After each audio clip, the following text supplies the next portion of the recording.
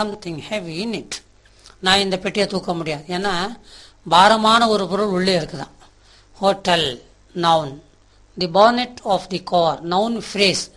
அதாவது பெயர் சொல்லுனா ஒரே ஒரு சொல், ஃப்ரேஸ் என்னும்போது பல சொற்களை கொண்ட ஒரு சொற்றொடர். இட்னா pronoun. Points to remember. Prepositions are used to express ideas such as position, above, under, in front of, behind. அப்புறம் time, before, after, during. direction, across, along, etc. அதாவது 3 விஷயங்கள் preposition வச்சு கண்டுபிடிக்கலாம். என்னென்ன? ஒன்று above, under, in front of, behind. இன்னொன்று இந்த 3க்கும் என்ன சொல்றாங்கன்னா பொசிஷன் சொல்றோம், நிலை. அடுத்தது டைம், அடுத்தது direction. Okay. The prepositions in or on can be used with the names of roads and streets. சாலைகள் தெருக்களின் பெயர்களோடு இன் அல்லது ஆன் சேர்ந்து வரும். Kavitha lives in or on Ram street. Kavitha lives in Ram ஸ்ட்ரீட்னு சொல்லலாம், கவிதா லிவ்ஸ் ஆன் ராம் ஸ்ட்ரீட்னு சொல்லலாம். My school is in or on Madurai road. Points to remember. The prepositions beside has the same meaning as next to. அதாவது beside என்னாலும் next to என்னாலும் ஒண்ணுதான். It is not to be confused with besides, which means in addition to. Besides என்றதோட beside confuse பண்ணிக்கூட ஏற்கனவே சொல்லியிருக்கோம், இன்னொரு தடவை சொல்றோம். ஏன்னா besides ஒரு எஸ் சேர்த்து சொன்னோம்னா in addition to அர்த்தம். எக்ஸாம்பிள்ஸ் பாருங்க. My house is beside the theater. என் வீடு தியேட்டருக்கு அருகில் இருக்கிறது, தியேட்டருக்கு அடுத்து இருக்கிறது அப்படின்ற அர்த்தம். ஆனா I have another pen beside this pen. இந்த பேனாவை தவிர இன்னொரு பேனா என்கிட்ட இருக்குது. அப்போ besides யூஸ் பண்றோம். Points to remember. A preposition can also consist of more than one word. இது வரைக்கும் நீங்க என்ன நினைச்சிருக்கீங்க? ப்ரிபோசிஷன் ஒரு வார்த்தை தான். இன், ஆன், அண்டர், ஃபார், ஃப்ரம். ஆனா 2-3 வார்த்தையும் சேர்ந்து வரும் ப்ரிபோசிஷன். பாருங்க உதாரணம். அட் தி பேக் ஆஃப் எத்தனை வார்த்தை இருக்குது? 4 வார்த்தை. இது ஒரே ப்ரிபோசிஷன் தான்.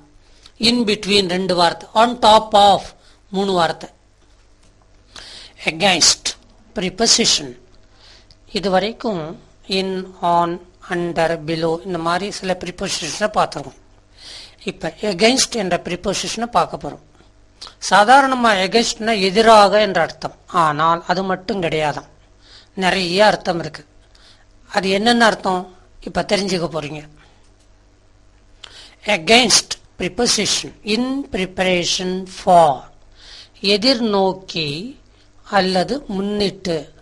Raman saves against future. எதிர்காலத்தை முன்னிட்டு ராமன் சேவிக்கிறான். இப்ப எதிராக அர்த்தம் இந்த இடத்த சொல்லி பாருங்க. சரியாவா? ராமன் எதிர்காலத்திற்கு எதிராக சேமிக்கிறான். நல்லாவா இருக்குது?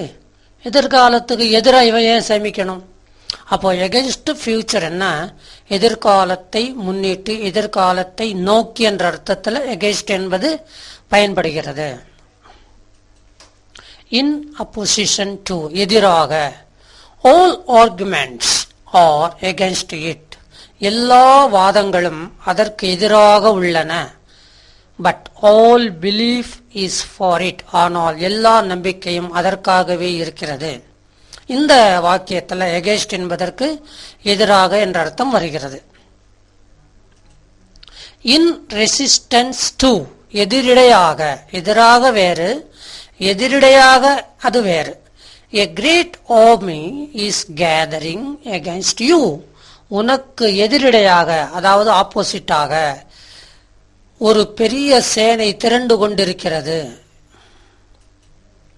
மீது பட்டு என்ற இடத்துல இன் கான்டாக்ட் வித் எகைன்ஸ்ட் பயன்பட போறது. ஐ ஹக்டு ஹர். ஹக்டுனா தழுவுதல் அர்த்தம். நான் அவளை தழுவினேன்.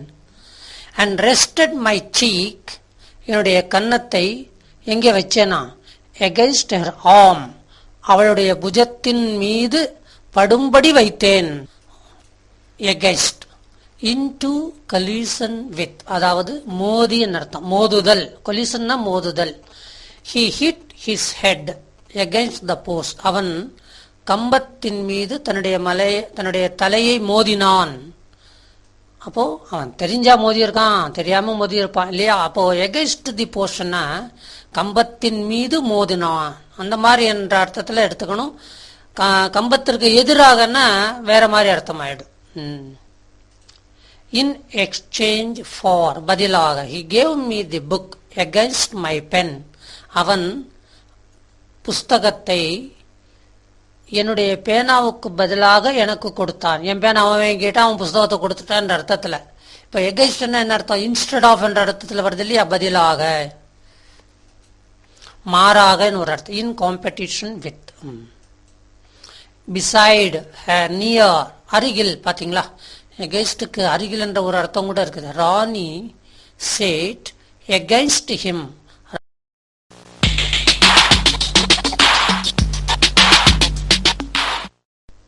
We use the prepositions at, in, on and against differently in these ways.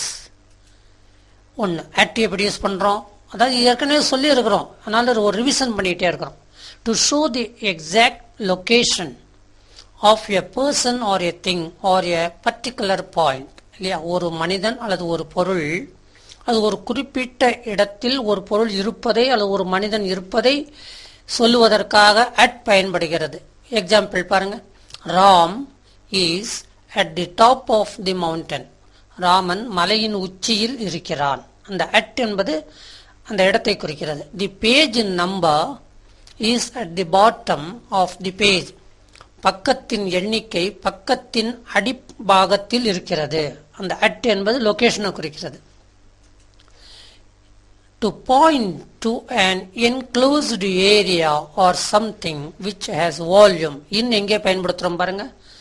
ஒரு கவரப்பட்ட ஒரு ஏரியா, சூழப்பட்ட ஒரு ஏரியாவுக்குள்ள ஒரு பொருள் இருந்தால் இன் பயன்படுத்துகிறோம். எக்ஸாம்பிள்ஸ் பாருங்க. There is a crack in the glass. கண்ணாடியில் ஒரு கிராக் இருக்கிறது. எந்த இடத்துல? எங்கேயாவது ஒரு இடத்துல. ஒரு பெரிய ஏரியா, கண்ணாடி, முகம் பார்க்குற கண்ணாடி, அதில் எங்கேயோ ஒரு இடத்துல ஒரு கிராக் இருக்குது. ஆனால் இன் போட்டால் போகிறோம். There are a lot of beautiful pictures in this book. இந்த புத்தகத்தில் ஏராளமான அழகான படங்கள் உள்ளன. அப்போ இன் திஸ் புக்னா, புக் என்பது ஒரு பெரிய புக்கு, அதாவது ஒரு பெரிய ஏரியா. அந்த ஏரியாவுக்குள்ள பல படங்கள் இருக்கிறது. அப்போ இன் திஸ் புக்னு சொல்றோம். On, to show that a person or a thing is in a higher position than something and is touching or covering its surface. அதாவது ஒரு பொருள் இன்னொரு பொருளுக்கு மேலே இருக்கிறது, ஆனால் அது அந்த பொருளை தொட்டு கொண்டு இருக்கிறது. எக்ஸாம்பிள்ஸ் பாருங்க. தி acrobat, acrobatனா கலை கூத்தாடி, is standing on the tight rope. அதாவது நீங்க இந்த தெருவில் ரெண்டு கம்பத்தை வச்சு ஒரு கயிறை கட்டிடுவாங்க. அந்த கயிற்று மேல ஒருத்தர் நடப்பான்.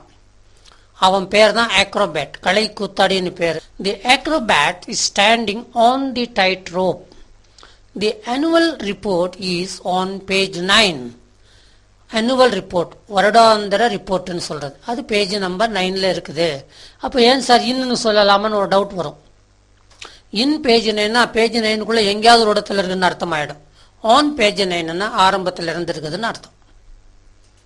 against, to show someone or something that is next to and touching the surface of something or being supported by it. பாத்தீங்களா, ஒரு பொருளுக்கு அருகாமையில் அந்த பொருளை தொட்டுக்கொண்டு இருக்கும் பொழுது against என்ற preposition பயன்படுத்துகிறோம். Examples. I prefer to have my desk against the table. அதாவது டேபிளுக்கு அருகில் என்னுடைய டெஸ்க் இருப்பதை நான் மேலாக கருதுகிறேன். ப்ரிஃபர்னா மேலாக கருதல், பெட்டர்னு நினைக்கிறது. Kamal is leaning against his scooter. Kamal தன்னுடைய ஸ்கூட்டரின் மீது சாய்ந்து கொண்டிருக்கிறான். இந்த இடத்துல எகென்ஸ்ட்னா அவனுக்கும் ஸ்கூட்டரும் கேப் கிடையாது, ஸ்கூட்டர் மேல அப்படி சாஞ்சுக்கிட்டு இருக்கிறான். அப்போ எகென்ஸ்ட் என்ற வார்த்தை பயன்படுது. Before, adverb, preposition. Before adverb, preposition, இது அந்த அட்வர்பாகவும் வருகிறது இந்த ப்ரிபோசிஷன். இன் அட்வான்ஸ், முந்தி என்ற அர்த்தத்தில். The procession of athletes entered the ground with the flagman before. நீங்க டிவியில் பார்த்துருக்கலாம், நேர்லேயே பார்த்துருக்கலாம். இந்த விளையாட்டு வீரர்களுடைய ஊர்வலம் நடக்கும். அத்லெட்ஸ்னா விளையாட்டு வீரர்கள், ப்ரொசஷன்னா ஊர்வலம். அவருடைய ஊர்வலம் கிரவுண்டுக்குள் நுழைந்தது. என்டர்டுன்னா நுழைந்தது. எப்படி நுழைஞ்சிச்சான்? With the flag man before. அந்த நாட்டின் கொடியை ஏந்திய மனிதன், ஃபிளாக்மேனா கொடியை ஏந்திய மனிதன், பிஃபோர் அவன் முன்னால நடக்கிறான், பின்னால அந்த வீரர்களாக அணிவகுத்து வருகிறார்கள். இந்த இடத்துல பிஃபோர்னா முந்தி, அவன் முந்தி போறான், மற்றவங்களாம் பிந்தி வர்றாங்கன்ற அர்த்தத்தில். ப்ரீவியஸ்லி முன்னால், முன்பு. No one told her before that Kamban was the poet.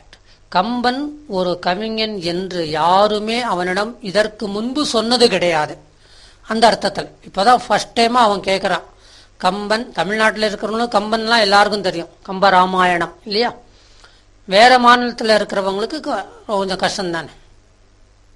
அப்புறம் ஏர்லியர் தேன், முன்னாட்களில். Men were happier before the drastic scientific inventions. பார்த்தீங்களா? இன்வென்ஷன்ஸ்னா கண்டுபிடிப்புகள், சயின்டிஃபிக் இன்வென்ஷன்ஸ் விஞ்ஞான கண்டுபிடிப்புகள், டிராஸ்டிக் சயின்டிஃபிக் இன்வென்ஷன்ஸ் வன்முறையை காட்டக்கூடிய செலுத்தக்கூடிய விஞ்ஞான கண்டுபிடிப்புகளுக்கு முன்னால் மனிதர்கள் சந்தோஷமாக இருந்தார்கள். அணுகுண்ட நல்லதுக்காகத்தான் கண்டுபிடிச்சவர். ஆனால் ஜப்பானில் ஹிரோஷிமா நாகசாக்கி அங்கே போட்டு குண்டு போட்டு அழிச்சாங்க பாருங்க. அதை கேள்விப்பட்டோன்னு அணுகுண்டு கண்டுபிடிச்சவர் ரொம்ப அழுதாராம். ஐயோ இப்படின்னா நான் கண்டுபிடிச்சிருக்கவே மாட்டேனேன்னு. அப்போது விஞ்ஞானம் நல்லதுக்கு தான் பயன்படுத்தணுன்றதுக்காக கண்டுபிடிக்கப்பட்டது விஞ்ஞான சாதனங்கள் எல்லாம். ஆனால் இப்போ தீமைக்கும் அதை பயன்படுத்துகிறாங்க. அதனால தான் இந்த வாக்கியம் பாருங்க, விஞ்ஞான கண்டுபிடிப்புகள் வன்முறைக்குரிய விஞ்ஞான கண்டுபிடிப்புகள் இல்லாத சமயத்தில் அர்த்தம். அந்த கண்டுபிடிப்புகளுக்கு முன்னால் மனிதர்கள் சந்தோஷமாக இருந்தார்கள். ஆஃப்டர் அட்வர்பாவும் வருது இந்த ப்ரிபோசிஷன். இன் சர்ச் ஆஃப் தேடுகிற. I went hunting wild after the wildest beauty in the world. உலகத்தில் வைல்டஸ்ட் பியூட்டியா, அதாவது காட்டு அழகு. வைல்டுனா காட்டுத்தனமான, அதாவது காட்டின் அழகுகள்னு வச்சுக்கலாம். உலகத்தில் காட்டின் அழகை தேடி நான் வேட்டையாடி கொண்டிருந்தேன் என்ற அர்த்தத்தில். அது எங்கெங்கே அழகு இருக்கோ அங்கெல்லாம் தேடிட்டே இருக்கிறது. அதான் தேடி போகிற அர்த்தத்தில் ஆஃப்டர் என்ற ப்ரிபோசிஷன் வருகிறது. இன் அக்கார்டன்ஸ் வித் தக்கவாறு. அப்புறம் இன் தி மேனர் ஆஃப் ஒருவரை போன்று. அக்கார்டிங் டு தக்கவாறு, இது ஒரு பழமொழி. Stitch your coat according to your cloth. உன்னுடைய துணிக்கு தக்கவாறு உன்னுடைய கோட்டை தைத்துக்கொள்ளுன்னு அர்த்தம். என்ன அர்த்தம்? நீங்களே கொஞ்சம் யூகிங்களேன். What is the meaning of this proverb? Stitch your coat according to your cloth. வரவுக்கு தகுந்தபடி செலவு செய், இல்லையா? ஆன முதலில் அதிகம் செலவானால் மானமழிந்து மதிகெட்டு போன திசை ஏழ்பிறப்பும் தீயனாய் எல்லோருக்கும் கள்ளனாய் நல்லார்க்கும் பொல்லனாம் நாடுன்னு ஔவையார் சொல்லி வச்சிருக்கிறாங்க. as a result of, விளைவாக, பிறகு. இப்போ ஆஃப்டர்னா பிறகுன்னு அர்த்தம். ஆனால் விளைவாகன்ற ஒரு அர்த்தம் வருது பாருங்க. After such knowledge what forgiveness. இத்தகைய அறிவு விளைந்த பிறகு, இத்தகைய அறிவு வந்த பிறகு மன்னிப்பு என்ன வேண்டி கிடக்கு? இது ஒரு ஆச்சரிய குறி பாருங்க. Imitation of the style of, நடையை பின்பற்றுகிற என்ற அர்த்தத்தில் after use. Next in excellence, சிறப்புக்கு அடுத்த என்ற அர்த்தத்தில் after. In agriculture India comes after China. Culture என்ன அர்த்தம் சொல்லுங்க? பண்பாடு. அக்ரிகல்ச்சர்னா வேற பண்பாடு கிடையாது, விவசாயம்னு அர்த்தம். இந்தியா விவசாயத்தில் சீனாவுக்கு அடுத்ததாக சிறப்பு பெறுகிறதுன்னு அர்த்தம். க்ளூஸ் பிஹைண்ட் என்ற அர்த்தத்தில், அருகில் பின்னால் என்ற அர்த்தத்தில் ஆஃப்டர் பயன்படுத்தப்படுகிறது. அட் தி க்ளோஸ் முடிவில் அர்த்தம். It started raining after sunset. பார்த்தீங்களா? சூரியன் மறைந்த பிறகு மழை பெய்ய தொடங்கியது. அதாவது சூரிய அஸ்தமனத்தின் முடிவில் மழை பெய்ய தொடங்கியது. 10வது அர்த்தம் பிஹைண்ட் இன் பிளேஸ், இடவகையில் அருகே என்று குறிப்பிட பயன்படுகிறது. They planted the trees one after another. பாத்தீங்களா, அவர்கள் மரங்களை எப்படி நட்டார்களாம்? ஒன்றுக்கு பிறகு இன்னொன்று, அதாவது ரெண்டும் அடுத்தடுத்து நட்டாங்களாம். அதுக்கு ஒன் ஆஃப்டர் anotherன்னு சொல்றோம். Concerning about Part8, the principal inquired after the lecturer who had been absent for a week. ஒரு வாரம் வராமல் இருந்த லெக்சரரை பற்றி பிரின்சிபல் விசாரித்தார். இந்த இடத்துல ஆஃப்டர்னா பற்றி அபவுட் என்ற அர்த்தத்தில் வருது. எல்லா இடத்துலயும் ஆஃப்டர்னா பிறகுன்னு வச்சுக்க கூடாது.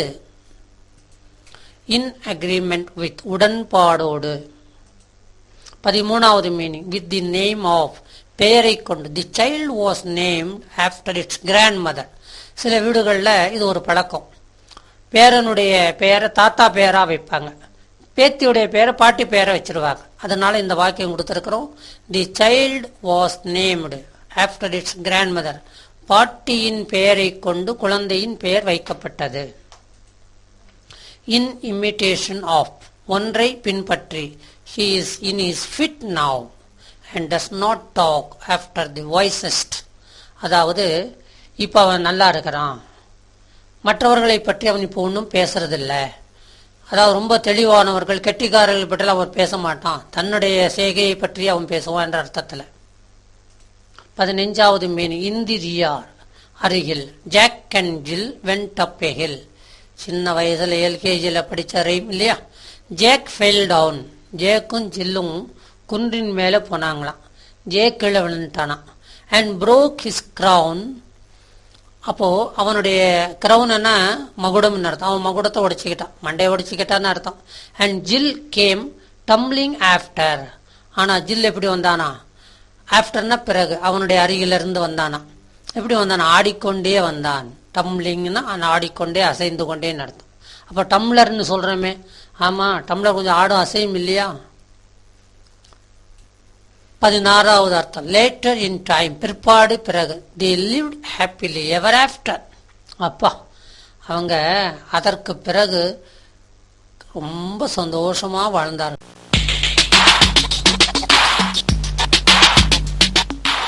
We use before and after to show which person or thing is closer to us and which is farther from us. Closer இருந்தா before, farther தூரமா இருந்தா after.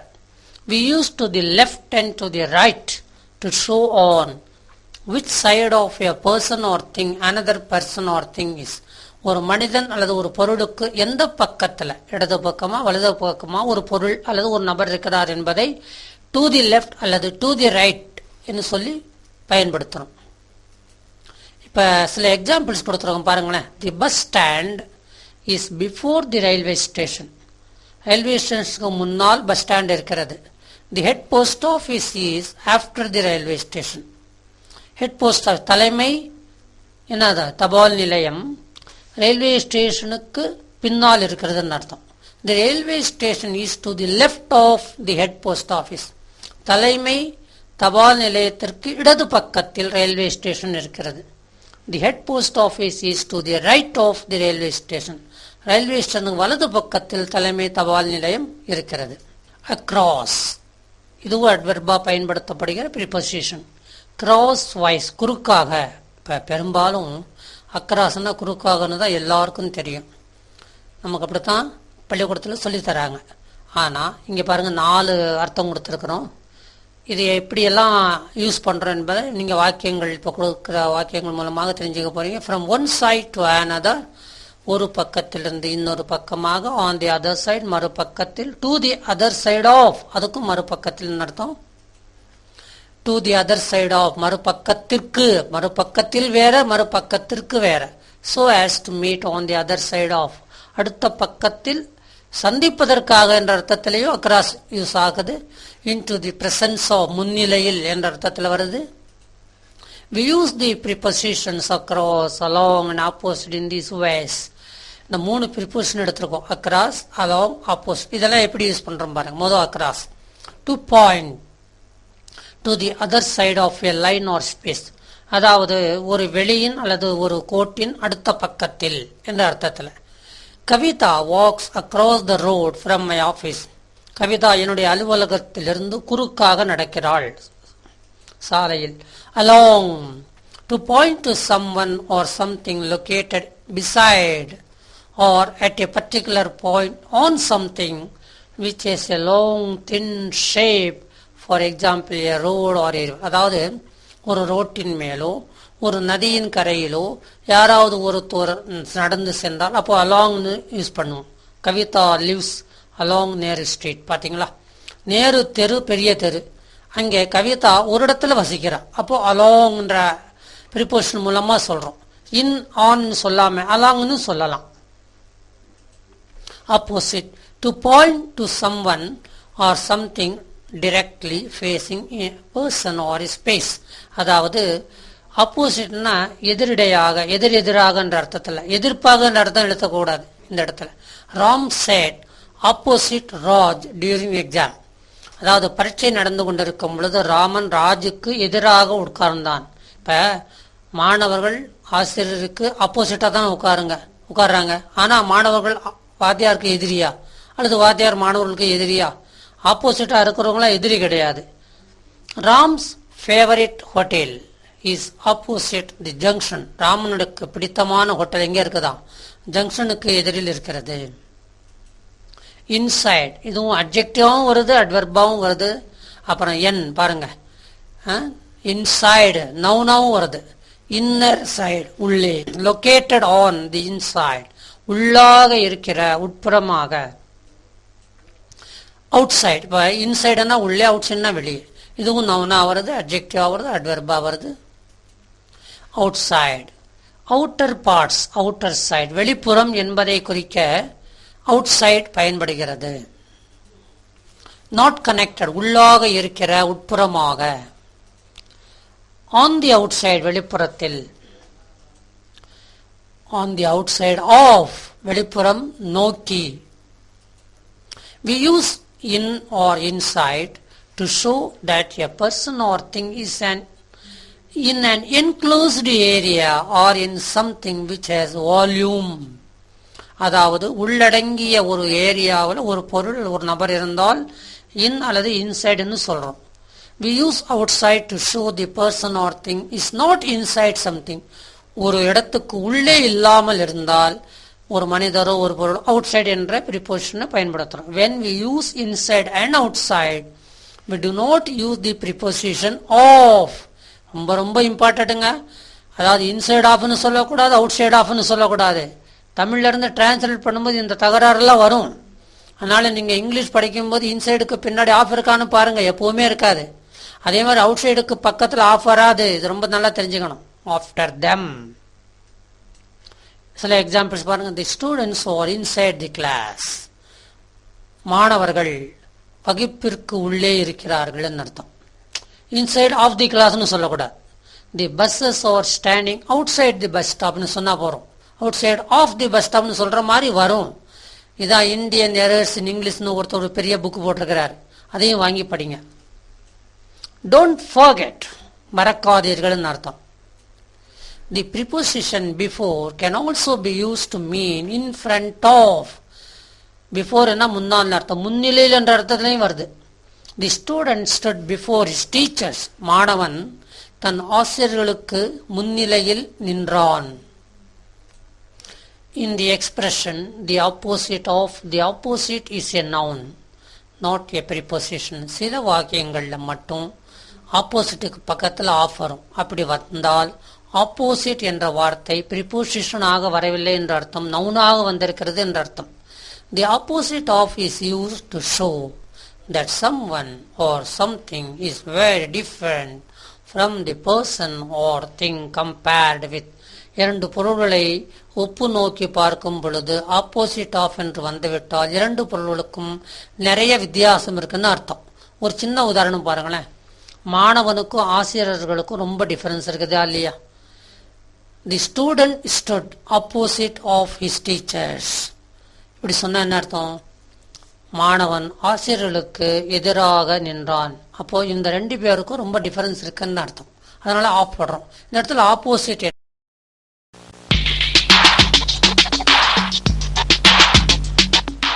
மூன்றாவது வாரம் 2 வாரம் என்னென்ன படிக்கணும்னு நீங்கள் தெரிஞ்சுக்கிட்டீங்க. இப்போ 3வது வாரம் என்னென்ன படிக்க போகிறோன்றதை பார்க்க போகிறீங்க. We use the prepositions at, in or on when we give information about time. நேரத்தை பற்றி சொல்லும் பொழுது at, in, on என்ற prepositionகளை பயன்படுத்துகிறோம். உதாரணம் பாருங்க. We use at to point to exact times. சரியான நேரத்தை குறிப்பதற்கு at. We use in to point to a period of time. ஒரு நேரத்தின் கண்காணிப்பை குறிப்பதற்கு in. We use on to point to a particular day or date. ஒரு குறிப்பிட்ட நாள், கிழமை அல்லது தேதியை குறிப்பிடும் பொழுது on என்ற prepositionனை பயன்படுத்துகிறோம். சில எக்ஸாம்பிள்ஸ் பார்ப்போமா? at forenoon. பார்த்தீங்களா? forenoon என்ன அர்த்தம்? மத்தியானம் அர்த்தம். at forenoon தான் வரணும். I go to the hotel. forenoon சொன்னா தப்பு. அப்போ எப்படி சொல்லணும்? I go to the hotel at forenoon. A point of time within a day. ஒரு நாளுக்குள்ள இருக்கிற நேரத்தை குறிப்பதற்கு. at lunch, meal time. at 7 p.m. exact time. 7, 8, 9 நம்பரை குறிக்கும் பொழுது சரியான நேரத்தை குறிக்கும் பொழுதும் at பயன்படுகிறது. இன்னும் சில எக்ஸாம்பிள்ஸ். in 2006. இப்போ at பார்த்தோம், இப்போ in பார்க்க போகிறோம். in 2006 ஒரு வருடத்தில் வருகின்ற ஒரு நேரத்தை குறிக்கும் பொழுது in 2006. in the evening, a period of time within a day. ஒரு நாளில் ஒரு கால அவகாசத்தை குறிப்பிடுவதற்காக இன் பயன்படுத்தப்படுகிறது. in the morning, in the evening. ஈவினிங்னா எவ்வளவு நேரத்துக்குள்ள சொல்ல முடியாது. ஈவினிங் 5 மணிலேருந்து ஆரம்பமாகுது, 7 மணி வரைக்கும் இருக்குதுன்னு வச்சுக்கிறீங்களேன். அப்போ எந்த நேரத்திலையும் அது யூஸ் ஆகும். ஆகையினால in the evening, அதே மாதிரி in the morning, in the afternoon, in the night இப்படி சொல்லலாம். in August. ஒரு மாதத்தை குறிப்பிடும் பொழுது இந்த மாதத்தில் நான் இந்த வேலை செய்வேன் அப்படின்னு நினைக்கிறோன்னு வச்சுக்கிறேங்க. அப்போ in August, in October, in September சொல்லலாம். இன்னும் சில examples. on August 15th, a specific day. அதாவது ஒரு முக்கியமான நாளை குறிப்பிடும் பொழுதும் on பயன்படுத்துகிறோம். அதே மாதிரி a particular day, ஒரு குறிப்பிட்ட கிழமையை குறிப்பிடும் பொழுது on Sunday, ஞாயிற்றுக்கிழமை அன்றுன்னு அர்த்தம். இந்த இடத்துல ஞாயிற்றுக்கிழமை மேல், on என்ன மேல் தானே சார், ஆகையினால ஞாயிற்றுக்கிழமை மேல்னு சொல்லலாமா? சொல்லக்கூடாது. கிழமை on வந்ததுன்னா, கிழமையின் பெயருக்கு முன்னால் on வந்தது என்றால் அன்று என்ற அர்த்தம் பயன்படுத்தப்பட வேண்டும். on Sunday morning, the morning of a particular day, ஒரு குறிப்பிட்ட கிழமையின் காலை நேரம்.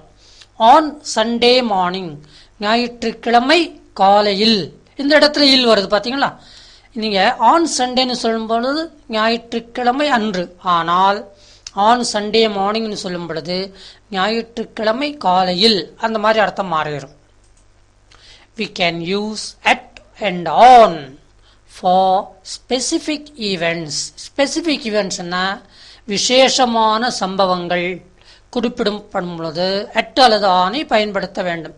and occasions, சந்தர்ப்பங்கள், like public holidays. இப்போ என்ன public holiday? Independence day is a public holiday, republic day is a public holiday, அப்புறம் teachers day is a public holiday. சில பேர் இதுக்கு ஹாலிடே விட மாட்டாங்க. அதே மாதிரி நேரு பிறந்த தினம் இல்லையா, சில்ட்ரன்ஸ் டேன்னு சொல்கிறோம். இந்த மாதிரி பப்ளிக் ஹாலிடே போன்ற அக்கேஷன் வரும் பொழுது on அல்லது at பயன்படுத்தப்படுகிறது. We usually use on when the event ends in the word day. அதாவது டே என்ற வார்த்தையோடு முடிவடையும் ஒரு சம்பவத்தின் குறிப்பிடும் பொழுது on பயன்படுத்தப்படுகிறது. and at when it does not. டே வரும் பொழுது at வராது. நல்லா கவனிங்க. on Sunday தான் சொல்லணும், at Sunday சொன்னா தப்பு. சில எக்ஸாம்பிள்ஸ் பார்ப்போமா? Kamal arranged a party on his birthday. பாருங்க, டே கலர் மாற்றி சொல்லியிருக்கிறோம்.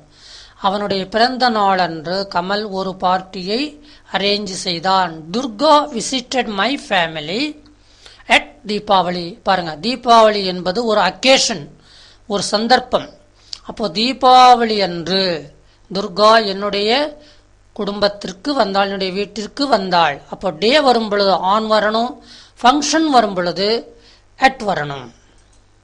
we do not use, இதான் ரொம்ப முக்கியம். எங்கே அட் வராது, இன் வராது, ஆன் வராது. எங்கே வரும்னு நினைக்கிறத விட எங்கே வராதுன்னு ஞாபகத்தில் வச்சுக்கிறது ரொம்ப நல்லது. Before any of these words, இப்போ ஒரு 5 வார்த்தை கொடுத்துருக்கோம், கீழே பாருங்க. Each, every, next, one, last. இந்த வார்த்தைகள் வரும் பொழுது இந்த 3 ப்ரிபோசிஷனும் வராது. அட் வராது, இன் வராது, ஆன் வராது. போடலாம் போல இருக்கும். தமிழ் அர்த்தம் பார்த்தீங்கன்னா அங்கே அட்டோ இன்னோ ஆனோ போடலாம் போல இருக்கும், ஆனால் போடக்கூடாது. we will come next Monday, நாம் அடுத்த திங்கட்கிழமை அன்று வருவோம். இப்போ பாருங்க, அடுத்த திங்கட்கிழமை அன்று. அப்போ நீங்கள் என்ன நினைப்பீங்க, சார் ஆன் வரணும் இல்லையா, டே வந்தா ஆன் நெக்ஸ்ட் மண்டேன்னு போட்டால் ரைட்டா சார்? தப்பு. அதனால நெக்ஸ்ட் மண்டேன்னு சொன்னாலே ஆன் நெக்ஸ்ட் மண்டேன்னு தான் அர்த்தம், அதனால ஆன் போடக்கூடாது. My exam was finished last Friday, சென்ற வெள்ளிக்கிழமை அன்று என்னுடைய தேர்வு முடிவடைந்தது. ஐ ப்ரே எவ்ரி மார்னிங், நான் ஒவ்வொரு நாள் காலையில் பிரார்த்தனை செய்கிறேன். இந்த இடத்துல கூட பாருங்க, I pray in every morning அல்லது ஆன் எவரி மார்னிங்னு சொல்லலாம் போல தோணும். அது ஆரம்பத்தில் வர்ற தப்பு. ஆனால் நீங்கள் கொஞ்சம் படிச்சிட்டிங்கன்னா ஆட்டோமேட்டிக்காக அது தப்புன்னு உணர்ந்துருவீங்க. நாம் ஏன் இது ஸ்பெசிஃபிக்காக சொல்கிறோம்னா, வளர்கின்றவர்களுக்கு, ஆங்கிலம் ஆரம்பத்திலிருந்து படிப்பவர்களுக்கு இது ரொம்ப உதவியாக இருக்கும். we use at to point to exact times. பார்த்தீங்களா, சரியான நேரத்தை குறிப்பிட at. we use before to point out that an action took place earlier than the time mentioned. ஒரு நேரத்தை குறிப்பிடுறோம், அந்த நேரத்துக்கு முன்னாலே ஒரு காரியம் நடந்துருதுன்னு வச்சுக்கிறேங்க, அப்போ பிஃபோர் யூஸ் பண்ணணும். we use after to point out that an action took place later than the time mentioned. after எப்போ யூஸ் பண்றோம், ஒரு காரியம் நடப்பதற்கு ஒரு நேரத்தை குறிப்பிடுகிறோம், ஆனால் அந்த குறிப்பிட்ட நேரத்திற்கு பிறகு அந்த காரியம் நடைபெற்றால் ஆஃப்டர் யூஸ் பண்றோம். இப்போ சில எக்ஸாம்பிள்ஸ் பாருங்க. Suresh left the office at 7 p.m. அப்படி என்ன அர்த்தம், எக்ஸாக்டா 7 மணிக்கு அவன் அலுவலகத்தை விட்டுவிட்டான். Rajini left the office before 7 p.m. 7 மணிக்கு முன்னாலேயே ரஜினி அலுவலகத்தை விட்டு சென்றான். their office closed after 7 p.m. 7 மணிக்கு மூட வேண்டிய ஆபீஸ் 7 மணிக்கு பிறகு மூடப்பட்டதுன்னா ஆஃப்டர் போடுறோம். டு ப்ரிபோசிஷன், சாதாரணமா டு என்னுடன் உங்களுக்கு என்ன வரும் தெரியுமா, அர்த்தம் என்னன்னு தோணும் தெரியுமா, இக்குன்னு தான் சொல்லுவீங்க. ஆனா இப்ப பார்க்க போறீங்க, வெறும் இக்கு மட்டும் கிடையாது, வெவ்வேறு அர்த்தம் வரப்போறதுன்னு. இங்கிலீஷ்ல ப்ரொனன்சியேஷன் பாருங்க, அது எல்லாரும் கிண்டல் பண்ணுவாங்க, நீங்க கூட கிண்டல் பண்ணியிருப்பீங்க. ஜிஓ என்ன உச்சரிப்பு, கோ. ஆனா டிஓ டோ கிடையாது, டூ. என்ன சார் ஒரே மாதிரி தானே இருக்குது, இதுக்கு என்ன ரூலு, அதெல்லாம் கேட்கக்கூடாது. இங்கிலீஷ்காரை எப்படி உச்சரிக்கிறோம் அது மாதிரி நம்ம உச்சரிக்கணும். அதனால டிஓ டூ என்றனால ஜிஓ கூன்னு சொல்லக்கூடாது. ஏ பார்ட்டிக்கல் ஷோயிங் ஏ பாயிண்ட் அப்ரோச்டு, இதுக்கு தமிழே அர்த்தம் கொடுத்துருக்கோம் பாருங்க. இடத்திற்கு இந்த இக்கு வருது பாத்தீங்களா, என்பதை குறிக்க டு பயன்படுத்தும். முதல் அர்த்தம் இக்கு தான் டூவுக்கு. Used while introducing and indirect object, 4ஆம் வேற்றுமை உருபை குறிக்க டு பயன்படுத்தும். 4ஆம் வேற்றுமை உருவு என்ன, முதல் வேற்றுமை உருபு ஒன்னும் இல்லை, ஐ 2வது வேற்றுமை உருவு, 3வது வேற்றுமை உருவு ஆல் ஓடு உடன், 4வது வேற்றுமை உருவு இக்கு. அப்போ இக்கு என்ற அர்த்தம் 4வது வேற்றுமை உருவை குறிக்க பயன்படுகிறது. அந்த சமயத்தில் டு பயன்படுத்தப்படுகிறது. அப்புறம் பாருங்க, ஃபிகர். ஃபிகர்னா ஃபிகர் டுவர்ட்ஸ், ஒரு இடத்தை நோக்கி, ஒரு ஆளை நோக்கி, உருவக வகையில், ஒரு நிலையில் என்பதை குறிக்க டு பயன்படுகிறது. ஒரு நிலை, எந்த நிலையில் அவர் இருக்கிறார் என்பதை குறிக்க to. Particle used after many verbs, பல வினை சொற்களை அடுத்து வரும் இடைச்சொல்லாகவும் டு பயன்படுகிறது. We use to when we want to point to an exact time before the stated hour. குறிப்பிட்ட நேரத்திற்கு முன்னால் ஒரு சரியான நேரத்தை குறிப்பிட வேண்டும் என்றால் to பயன்படுத்தப்படுகிறது. We use past when we want to point to an exact time after the stated hour. ஒரு குறிப்பிட்ட நேரத்திற்கு பிறகு ஒரு காரியம் ஒரு சரியான நேரத்தில் நடந்தது என்றால் past என்பதை நாம் பயன்படுத்துகிறோம்.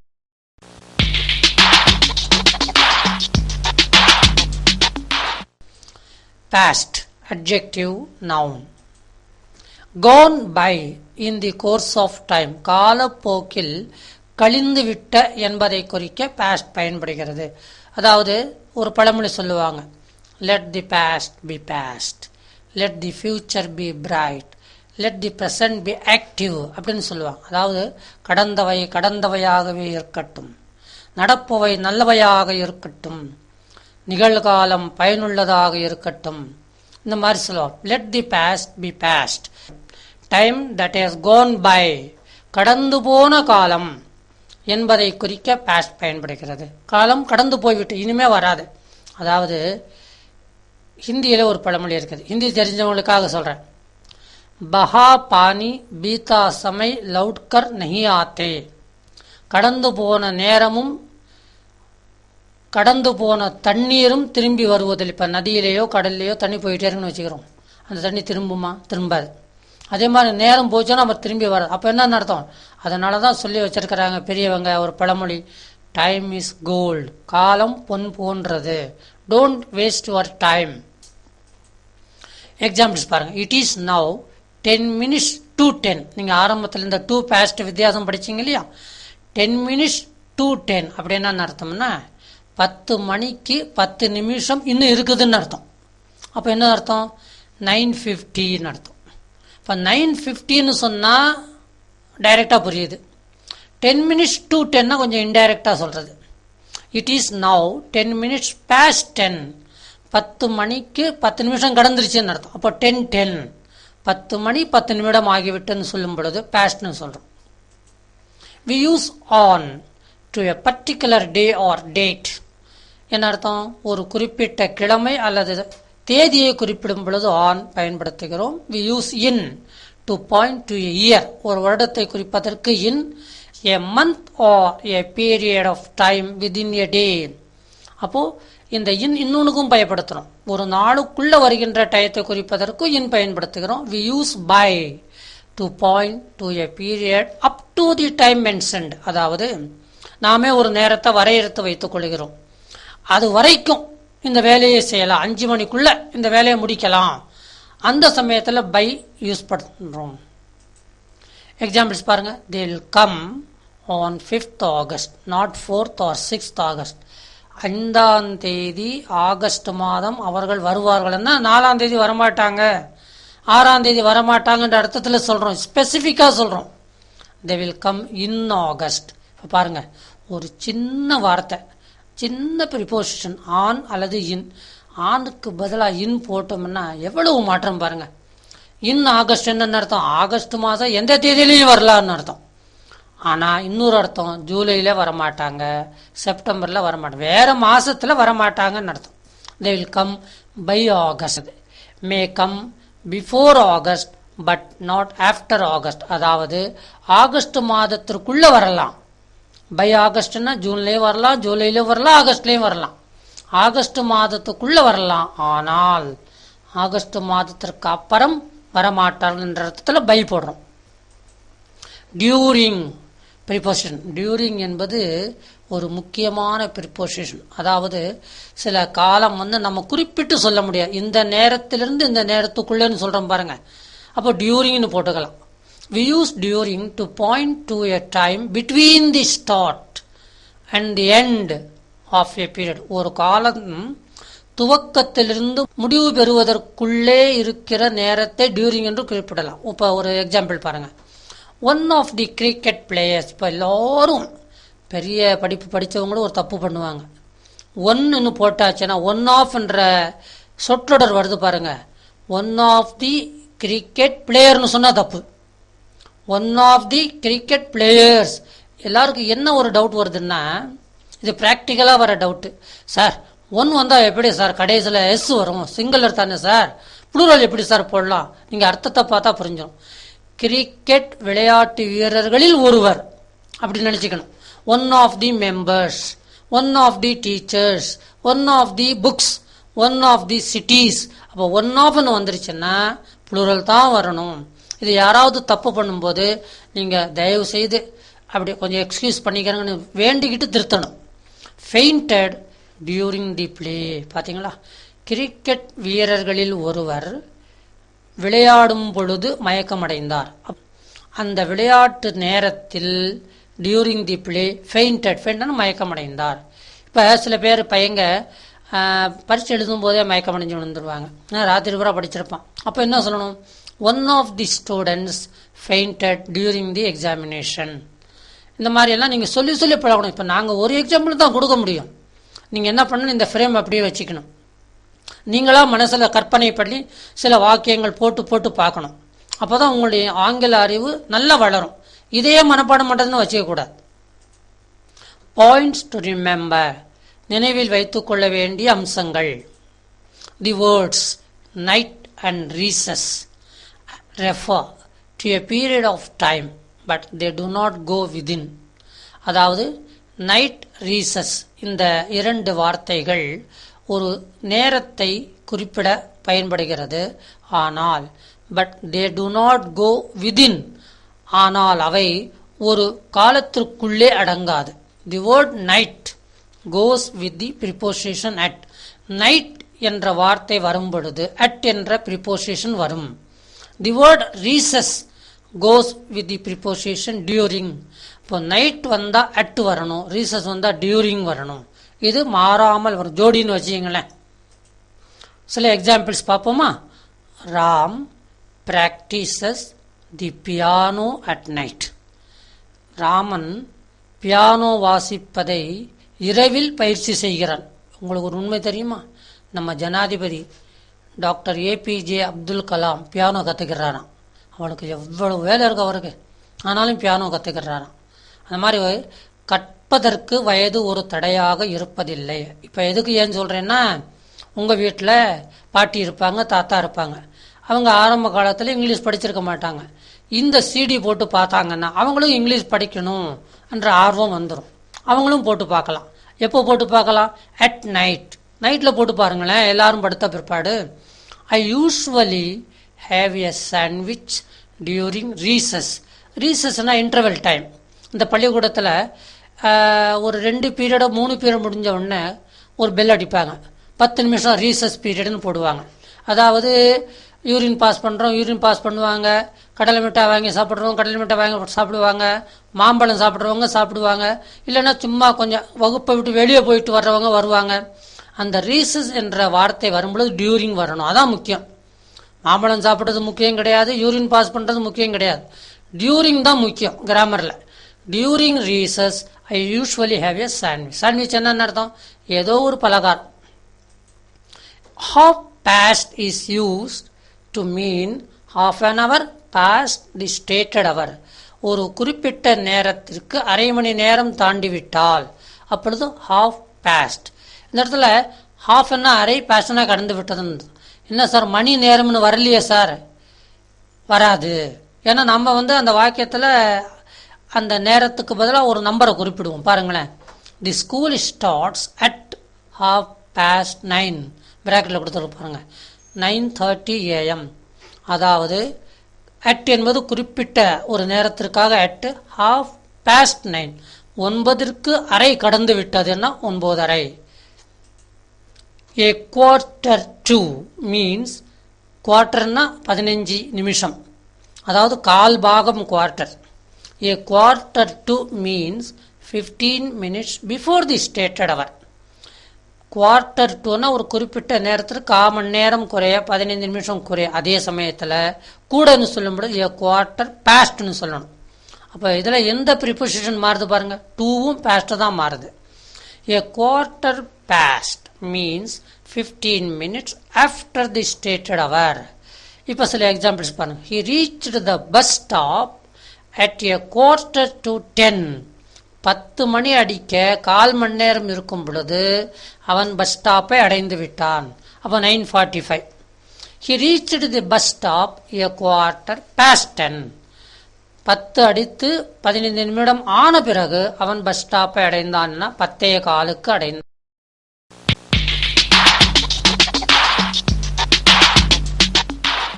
Prepositions of time and duration. நேரமும் நேர காலமும். From. இந்த from இல்லாமல் நீங்கள் எந்த ஒரு பேராகிராஃபையும் ஆங்கிலத்தில் படிக்க முடியாது. அடிக்கடி உபயோகமாகிற ப்ரிப்போசிஷன் ஒரு 4-5 என்ன சொல்லுங்க? From, for, to, in, on, இந்த மாதிரி. இது இல்லாமல் எந்த வாக்கியமும் நீங்கள் முழுமையாக எழுத முடியாது. இப்போ இதை எப்படி பயன்படுன்னு பார்க்க போகிறோம். Use to indicate the starting point of time, place, order, etcetera. நேரம், இடம், ஆர்டர்னா கிரமம். இல்லிருந்து என்ற அர்த்தத்தில் வருது பாருங்க. இருந்து, இல்லிருந்து என்பதை குறிக்க ஃப்ரம் பயன்படுகிறது. உதாரணம் பார்த்தீங்கன்னா உங்களுக்கு எக்ஸாக்டா புரிஞ்சிடும். Between preposition. பிட்வீன் என்ன அர்த்தம்? நடுவில் அர்த்தம். இன் தி பாயிண்ட் டிவைடிங், பகுக்கப்படும் கூற்றில் பிட்வீன் என்பது வரும். ரெண்டு பொருளுக்கு நடுவில் சொல்லும் பொழுது பகுக்கும் சமயத்தில் பிட்வீன் என்ற ப்ரிபோசிஷனை பயன்படுத்துகிறோம். With reference to time or quality, அதாவது நேரம் அல்லது குவாலிட்டி என்ன தன்மை, அதை குறிக்கும் பொழுது கூட இந்த இன்டர்மீடியட் டு கால பண்பு வகைகளில் இடைப்பட்ட நிலையில் பிட்வீன் என்பது வரும். கனெக்ஷன், இணைக்கும் என்பதை குறிக்க பிட்வீன் என்பது வரும். Though generally indicates 2 limits or points. இதான் அந்த பிட்வீன் வரணும்னா 2 லிமிட் அல்லது 2 பாயிண்ட்ஸ் வேண்டும். Sometimes it has meaning of among. Between என்பதற்கு சில சமயத்தில் மட்டும் அமங் என்ற அர்த்தம் வரும். அமங்னா எப்பவுமே ரெண்டுக்கும் மேலே உள்ள பொருட்களோ நபர்களோ வரும் பொழுது அமங் யூஸ் பண்ணுவோம். ஆனால் பிட்வீன் என்பது சில நேரங்களில் அமங் என்ற அர்த்தத்தை தரும். பெரும்பாலும் அதான் கவனிங்க, 2 எல்லைகளுக்கும் இடையில் என்னும் பொருள் கொண்டாலும் அந்த இடையில் தான் பிட்வீன். சில சமயங்களில் இப்பொருள் கொள்கிறது. சூழப்பட்டு என்பதை குறிக்க பிட்வீன் என்பது வரும். இந்த அமங் வரும்போது சூழப்பட்டு என்ற அர்த்தத்தை கொடுக்கக்கூடிய வகையில் பிட்வீன் பயன்படுத்தப்படும். இன் கம்பேரிங், ஒப்புமையில் பிட்வீன் என்பது வரும். இன்வால்விங், உள்ளடக்கி இருக்கிற என்பதை குறிக்க பிட்வீன் என்பது வரும். We use at to point to exact terms. ஏற்கனவே படித்தோம் இல்லையா? we use between. இப்போ ஏன் அட் இங்கே சொல்கிறோம்னா அட்டுக்கும் பிட்வீனுக்கும் நீங்கள் கன்ஃபியூஸ் பண்ணிக்க கூடாதுன்றதுக்காக we use between dash dash and. இப்போ தான் ஒரு முக்கியமான பாயிண்ட் கவனிக்க போகிறீங்க. ரொம்ப பேர் தப்பு பண்ணுவாங்க. காலேஜில் எம்ஏ படிக்கிற ஸ்டூடெண்ட்ஸே தப்பு பண்ணியிருக்கிறாங்க, தப்பு பண்ணிகிட்டே இருக்கிறாங்க. பிட்வீன் வந்தால் அண்டு தான் வரணும். பிட்வீன் வந்தால் 2 வரக்கூடாது. பிட்வீன் 7 AM to 8 AM போட்டால் தப்பு. அது ஆங்கில இலக்கணப்படி தப்பு தான். அது பிட்வீன் 7 AM and 8 AM போட்டால் தான் right. To point out that an action takes place after a stated time and before the second stated time. 2 நேரம், முதல் நேரம் அடுத்த நேரம், இந்த 2 நேரங்களுக்கு நடுவில் பிட்வீன் வர வேண்டும் and வர வேண்டும். Examples. Ram will arrive at your office at 7 o'clock this evening. பாருங்க, இன்று மாலை 7 மணிக்கு ராம் உங்களுடைய அலுவலகத்திற்கு வருவான். அப்போ எக்ஸாக்ட் டைம் அட்டு போட்டா கரெக்டாக 7 மணிக்கு வந்துடுவான். ஆனால் Sumi will arrive at your office between 6 o'clock and 7 o'clock this evening. இந்த வாக்கியத்தில் ஒரு அற்புதமான ப்ரிபோசிஷன் மறைஞ்சிருக்கு. என்னன்னு சொல்லுங்க, நான் என்னோட படிக்கிறேன். Sumi will arrive at your office between 6 o'clock and 7 o'clock this evening. என்ன யோசிக்கிறீங்களா? நல்லா யோசனை பண்ணிட்டீங்களா? என்ன ப்ரிப்போஷன் வரலாம் போல தோணுது உங்களுக்கு? இன் திஸ் ஈவினிங் அப்படி போட்டால் என்ன சார்? போட வேண்டியதே இல்லை. ஏன்னா திஸ் ஈவினிங்னாலே இன் திஸ் ஈவினிங் தான் அர்த்தம். நீங்கள் இன் திஸ் ஈவினிங்னு போட்டிங்கன்னா அந்த வாக்கியம் அசிங்கமாக போயிடும். ஸ்டைலான வாக்கியம் இது. Sumi will arrive at your office between 6 o'clock and 7 o'clock. 2 நேரத்தை குறிப்பிடுறோம். ஆரம்ப நேரம் 6 o'clock, முடியும் நேரம் 7 o'clock. இந்த 2 நேரத்தை குறிப்பிடுகின்றபடியால் and போடுறாங்க. ஃபார் முக்கியமான ப்ரிபோசிஷன். ஃபார் என்ன? இக்காக. இன் ஃபேவர் ஆஃப் சாதகமாக என்பதை குறிக்க for preposition as a reaction to எதிர் விளைவாக என்பதை குறிக்க ஃபார் பயன்படுகிறது. அதாவது ஒரு காரியத்திற்கு எதிர் காரியமாக. இப்ப பாருங்க, ஒரு கொட்டேஷன், அருமையான கொட்டேஷன் கண்டுபிடிச்சு கொடுத்துருக்குறோம். there is tears for his love. இந்த வாக்கியம் வேகமாக படிக்கக்கூடாது, அதனால நான் நிறுத்தி நிதானமாக படிக்கிறேன். there is tears for his love, joy for his fortune, honor for his valor, and death for his ambition. இது எல்லாருக்கும் பயன்படுகின்ற மாதிரி வந்திருக்கிற வாக்கியம். யார் ஒருவர் யார் மீது அன்பை வைத்திருக்கிறார். லவ் என்ன காதல்னு அர்த்தம் கிடையாது, அது ஒரு அர்த்தம், அவ்வளோதான். அன்பு, சிநேகம், இந்த மாதிரி பல அர்த்தங்கள் உண்டு. there is tears for his love, அவனுடைய அன்பிற்காக கண்ணீர் இருக்கிறது. joy for his fortune, அவனுடைய அதிர்ஷ்டத்திற்காக மகிழ்ச்சி இருக்கிறது. honor for his valor, தைரியத்திற்காக, அவனுடைய தைரியத்திற்காக கௌரவம் இருக்கிறது. and death for his ambition, அவனுடைய ஆசைக்காக மரணம் இருக்கிறது, காத்து கொண்டிருக்கிறது. இதை கொஞ்சம் நல்லா படிச்சீங்கன்னா பெரிய பிலாசபி இதில் இருக்குது. அந்த வாழ்க்கை என்பதே தத்துவத்தோடு அடங்கியது இல்லையா? அது மாதிரி இது ஒரு தத்துவம். there is tears for his love, அவனுடைய அன்பிற்காக கண்ணீர் இருக்கிறது. நீங்க யார் மீதாவது அன்பு செலுத்தினால் ஒரு நாள் அந்த அன்பிற்காக அழுதுதான் ஆகணும். நீங்க அழலன்னு வச்சுக்கிறீங்க, உங்களுடைய அன்பு அரைகுறை அன்புன்னு அர்த்தம். ஜாய் ஃபார் ஹிஸ் ஃபார்ச்சூன், ஒரு அதிர்ஷ்டம், உங்க மகனுக்கோ உங்க மருமகனுக்கோ உங்களுடைய நண்பனுக்கோ ஒரு அதிர்ஷ்டம் வந்த உடனே அதுல ஒரு மகிழ்ச்சி உங்களுக்கு வரும் இல்லையா? அதனால joy for his fortune. Honour for his valour. சில பேர் இந்த ஆனரை தப்பா உச்சரிப்பாங்க, ஹீச் இருக்கிறனால ஹானர்னு சொல்லுவாங்க. தயவு செய்து தப்பான உச்சரிப்பை பண்ணாதீங்க. ஆனர் தான், ஹீச் சைலண்ட் இந்த இடத்துல. Honour for his valour. வேலர்னா தைரியம். எப்பவுமே துணிவே துணைன்னு சொல்லுவாங்க. அதாவது நம்ம துணிச்சலோடு இறங்கினா ஒரு காரியத்தை வெற்றிகரமாக முடிச்சிடலாம். இந்த உலக கால்பந்து இப்போ நடந்துக்கிட்டே இருக்கு. இந்த ரொனால்டோன்றவர் என்ன பண்ணாருன்னா 2 கோல் அடிச்சிட்டார். இது வரைக்கும் ஒரு ரெக்கார்டு இருக்குது, 2 கோல் அடித்தவங்க இருக்கிறாங்க. இவர் 2 கோல் அடித்து அந்த ரெக்கார்டை சமன்படுத்திட்டாராம். 1 கோல் அடிக்கிறதுக்கே அவன் எவ்வளவு தத்தளிக்கிறான், ஆனால் இவர் 2 கோல் அடித்தார். அப்போ வந்து அவருடைய தைரியத்திற்காக கௌரவம். முதல் பக்கத்தில் அந்த ஃபோட்டோ போட்டிருந்தாங்க எல்லா பத்திரிகையிலையும். அடுத்த வாக்கியம் தான், அடுத்த சொற்றொடர் பாருங்க, எவ்வளவு அறிவுரை பாருங்க, பெரிய அறிவுரை. டெத் ஃபார் ஹிஸ் ஆம்பிஷன், அதாவது ஒருவன் அதிகமாக ஆசைப்பட்டால் அவன் மரணம் அடைந்து விடுவான். ஏன்? அந்த ஆசை நிறைவேறுவதற்கு நியாயமான ஆசை, நிதானமான ஆசையாக இருக்க வேண்டும் என்றதுக்காக இந்த சொற்றொடர். ஃபார் ஹிஸ் ஆம்பிஷன், அவனுடைய ஆசைக்காக மரணம் காத்து கொண்டிருக்கிறதுன்னு அர்த்தம். அதனால் ஒரு அருமையான வாக்கியம். இதில் நம்ம அருமையான வாக்கியமாக இருந்தாலும் நமக்கு கிடைச்ச ப்ரிபோசிஷன் ஃபார் பாருங்க எப்படியெல்லாம் பயன்பட்டிருக்குது. ஃபார் ஃபார் ஃபார் ஃபார், இக்காக என்ற அர்த்தத்தில் 4 தடவை வந்திருக்கு. வித் அண்ட் இன்க்ளினேஷன், அடையும் எண்ணத்துடன் என்பதை குறிக்க ஃபார் பயன்படுகிறது. இந்த இன்க்ளினேஷன் என்ன நோக்கம்னு அர்த்தம். எக்ஸாம்பிள் பாருங்க, neighbours sought him out for advice on all object.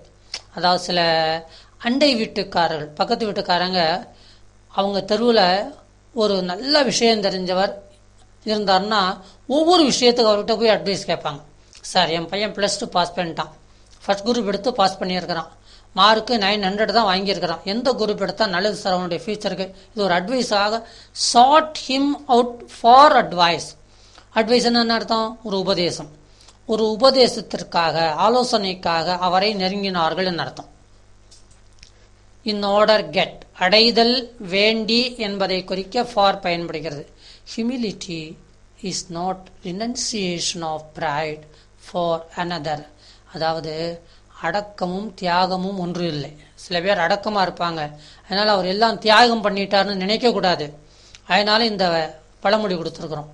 Humility என்ன அடக்கம், இஸ் நாட் ரினன்சியேஷன் தியாகம், ஆஃப் ப்ரைட்னா கௌரவம். அடக்கம் என்பது ஏதோ ஒன்றிற்காக, ஃபார் another, ஏதோ ஒன்றிற்காக கௌரவத்தை தியாகம் பண்ணுவது என்று ஆகாது. அடக்கம் இருந்தாலும் தியாகம் பண்ணாமல் பல பொருட்களை அடையலாம் இல்லையா? பணிவு இருந்தால் எல்லாமே வந்து சேரும்னு சொல்லுவாங்க. with the purpose of mind, நோக்குடன் என்பதை குறிக்க for பயன்படுகிறது. Is there any reason why I shouldn't clap you in a dungeon for rats to feed on? இப்போ ஒருத்தர் எலிக்கு சாப்பாடு கொடுக்குறார், அதுவும் டஞ்சன் இருட்டு அறை அங்கே கொடுக்குறார். அதை பார்த்து இன்னொருத்தர் கைத்தட்டுன்னு அவர் நினைக்கிறார், அவர் கை தட்டலை, பாராட்டலைன்னு நடந்தது. கிளாப்னா கை தட்டுறது, கை தட்டுதல் எதற்கு அறிகுறி, பாராட்டுதலுக்கு அறிகுறி. அவர் ஒன்றும் கை தட்டலை, அப்போ அதுக்கு ஏதாவது காரணம் இருக்கணும் இல்லையா? அதான் for rats to feed on. இந்த இடத்துல ஃபாருக்கு அடுத்து ஒரு பெயர்ச்சொல் வந்திருக்கிறது, கவனிங்க. வித் an inclination towards, கொண்ட விருப்பத்திற்காக என்பதை குறிக்க ஃபார் பயன்படுகிறது. ஏழாவது அர்த்தம். ஃபாருக்கு எத்தனை அர்த்தம் இருக்கு பார்த்தீங்களா? இப்போ ஏழாவது அர்த்தம் படிக்கிறீங்க. To express a desire or wish, அதாவது உங்கள் மனசில் இருக்கிற ஒரு ஆசை அல்லது விருப்பத்தை வெளிப்படுத்த ஃபார் பயன்படுகிறது. விருப்பம் உணர்த்த பயன்படுகிறது for. Example, the girl saw me looking at her and then gave me a glance that was nothing less than a cry for help. நீங்கள் முதல் வாக்கியம் படிச்சோன்னா தப்பாக நினைப்பீங்க. நான் அவளை பார்ப்பதை அவள் என்னை பார்த்து விட்டாள். நான் அவளை பார்த்து கொண்டிருக்கும் பொழுது அவள் என்னை பார்த்து விட்டாள். உடனே 4 கண்ணும் மோதியது, காதல் ஏற்பட்டு விடுமோன்னு நீங்கள் நினைப்பீங்க. ஆனால் அடுத்த வரி தான் ரொம்ப இம்பார்ட்டன்ட். அண்ட் 2 தடவை போட்டுருவோம். At her and then gave me a glance. அப்புறம் நான் அவளை பார்க்குறேன் என்பதை உணர்ந்து கொண்டு அவள் என்னை கொஞ்ச நேரம் கிளான்ஸ்னா உடனே பார்க்கறது, எடுத்துக்கிறது, பார்வையை திருப்பிக்கிறதுன்னு அர்த்தம் கிடையாது. கொஞ்ச நேரம் கிளான்ஸ், என்னை பார்த்தா. என்ன அர்த்தம் தெரியுமா அந்த பார்வைக்கு? That was nothing less than a cry for help. அதாவது உதவிற்காக ஒரு அழுகையை விட அந்த பார்வை குறைவானது அல்ல. அப்போ என்ன அர்த்தம்? பார்வையிலே அவள் கேட்டது ஒரு உதவி. அப்பவும் பாருங்க, ஃபார் ஹெல்ப், உதவிக்காக என்ற அர்த்தத்தில் வருது. அதான் விருப்பம் உணர்த்த பயன்படுகிறது ஃபார். 8வது அர்த்தம், இன் ரிட்டர்ன் ஃபார், பிரதியாக என்பதை குறிக்க ஃபார் பயன்படுகிறது. There is a small reward for honesty this days. இந்நாட்களில் ஆனஸ்டி என்னன்னு அர்த்தம்? பெருந்தன்மைன்னு அர்த்தம். பெருந்தன்மைக்காக ஒரு சிறிய வெகுமதி காத்திருக்கிறதுன்னு அர்த்தம். நீங்கள் ஒரு பெரிய, அதாவது உங்கள் பெருந்தன்மையோடு நீங்கள் இருக்கிறீங்கன்னா உங்களுக்கு எப்படியும் ஒரு சின்ன ரிவார்டு கிடைச்சிடும். அது போகிறோம், அதுவே பெருந்தன்மைக்கு ஒரு அறிகுறி தான். வித் ரிகார்ட் டு, பற்றி என்பதை குறிக்க ஃபார். ஃபார்னா இக்காகன்னு ஆரம்பத்தில் சொன்னேன், ஆனால் ஃபார் என்றால் அபவுட் என்ற இடத்துலையும் வருது பாருங்க. இட் இஸ் அன் ஆர்கனைசேஷன், இயக்கம், to which women in distress can appeal for help in various forms. அதாவது கவலையில் வாடும் பெண்கள் உதவிக்காக பல வகைகளில் விண்ணப்பிப்பதற்காக ஏற்படுத்தப்பட்ட ஆர்கனைசேஷன், இயக்கம் இது என்ற அர்த்தத்தில். ஃபார் ஹெல்ப், பற்றி, உதவிக்காக என்ற அர்த்தத்தில் வருது. உதவியை பெற வேண்டியதை பற்றி. இன் ஃபேவர் ஆஃப், சார்பாக என்பதை குறிக்க ஃபார் பயன்படுகிறது. Taking principles first. I am for democracy which I define as the community of informed and responsible citizens. இது ஒரு பெரிய அரசியல்வாதி பேசின பேச்சிலிருந்து எடுத்திருக்கோம். டேக்கிங் பிரின்சிபிள்ஸ் ஃபர்ஸ்ட், பல விஷயங்களை பற்றி பேச போகிறார். முதல் என்ன சொல்கிறாருன்னா, நான் பிரின்சிபிளை பற்றி பேசுகிறேன். என்ன principle? I am for democracy. Democracy இல்லையா? இப்போ நம்முடைய நாடு டெமோக்ராட்டிக் கண்ட்ரி, குடியரசு நாடு. மக்களால், மக்களுக்காக, மக்களே ஆள்வது. அதாவது for the public, by the public, to the public சொல்கிறோம். Democracy which I define. இப்போ டெமோக்ரஸி என்னென்ன அர்த்தம்னா, அவர் என்ன விரிவாக சொல்கிறாருன்னா, விளக்கமாக சொல்கிறாருன்னா, as the community of informed and responsible citizens. அதாவது இன்ஃபார்ம்டு சிட்டிசன்ஸ்னா அறிவுறுத்தப்பட்ட நாகரீக மக்கள், அதாவது குடிமக்கள். அப்புறம் ரெஸ்பான்சிபிள் சிட்டிசன்ஸ், அதாவது பொறுப்பு வாய்ந்த குடிமக்கள். கூடிய சமூகத்திற்காக இந்த டெமோக்ரஸி இருக்கிறது. டெமோக்ரஸின்னா மக்களுக்கு பொறுப்பில்லைன்னு அர்த்தம் கிடையாது. மக்கள் எந்த விதமான செயலையும் அறிவிக்கப்படவில்லை என்றும் நினைக்கக்கூடாது. ரெண்டுமே முக்கியம். அதான் பிரின்சிபிள். எதுக்கு பிரின்சிபிள்? டெமோக்ரஸினுடைய first principle. In punishment of தண்டனையாக, பிரதியாக என்பதை குறிக்க ஃபார் பயன்படுகிறது. இப்போ பாருங்க, ஒருத்தர் அவருடைய ஆட்சி காலத்தில் இப்படி தண்டனை கொடுத்தாராம். என்ன மாதிரி? Life for life. நீங்கள் ஒருத்தனை கொலை பண்ணீங்களா, அவங்கள கொலை பண்ணிடுவாங்க. ஐ ஃபார் ஐ, நீங்கள் ஒருவருடைய கண்ணை பிடிங்கினால அவங்க ஒரு கண்ணை பிடுங்கிடுவாங்க. நோஸ் ஃபார் நோஸ், நீங்கள் ஒருவருடைய மூக்கை வெட்டினீங்களா அவங்க மூக்கை வெட்டிடுவாங்க. இயர் ஃபார் இயர், நீங்கள் ஒருவருடைய காதை அறுத்தீங்களா அவங்க காதை அறுத்துருவாங்க. டூத் ஃபார் டூத், நீங்கள் ஒருத்தருடைய பல்ல பிடிங்கினீங்களா அவங்க பல்ல பிடுங்கிடுவாங்க. And wounds equal for all, ஆனால் எல்லாருக்கும் காயப்படுத்தி விடுவார்கள். இது ஒரு அரசியல் தண்டனையாக ஒரு ராஜா வச்சிருந்தார். இப்போ இந்த ஃபார் பாருங்க எத்தனை தடவை வந்திருக்கு? 1 2 3 4 5 6 தடவை வந்திருக்கு. இந்த ஃபார் தண்டனையை குறிப்பதற்காக வந்த ஃபார். அப்போ இந்த ஃபார் எவ்வளவு முக்கியம் பாருங்க.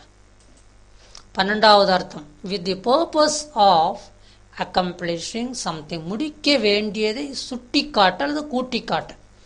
There are